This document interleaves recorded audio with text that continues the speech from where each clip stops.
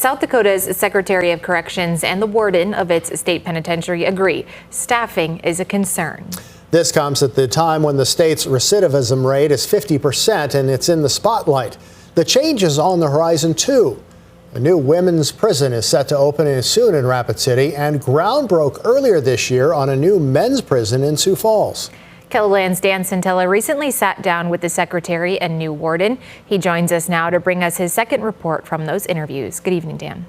Laura, my interviews with Tabitha Benting, the penitentiary warden, and Nick Lamb, the DOC secretary, covered a variety of topics: programming, contraband, the Correctional Rehabilitation Task Force, and as you just mentioned, staffing.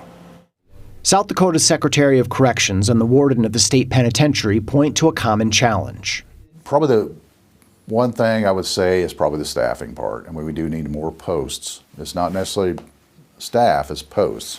I believe staffing is probably going to be one of the biggest challenges. There's a lot of things I'm looking at and going to be making some pretty quick adjustments on some things, and then some things are going to probably be longer term adjustments.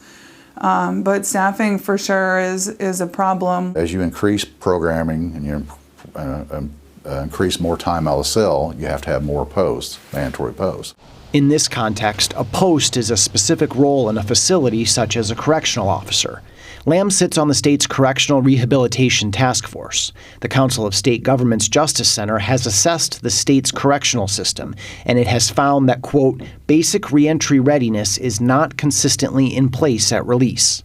Lamb says vocational and rehabilitative programming is not what it could be. We hired this group, CGL, to look into that, but there's a lot more we can be doing, yes. Okay. That's what you're asking me. Sure. And there's a lot more we will be doing, but we're waiting until this task force comes back with a recommendation to the governor. The Justice Center is also critical of available housing, a piece of the reentry puzzle that's beyond the control of the DOC.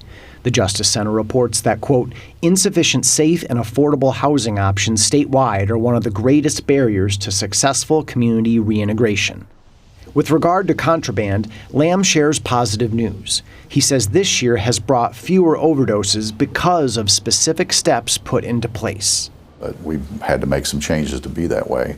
You know, we cracked down on our entrances for staff and visitors and such, and we've issued all of our staff Narcan, which really helps out.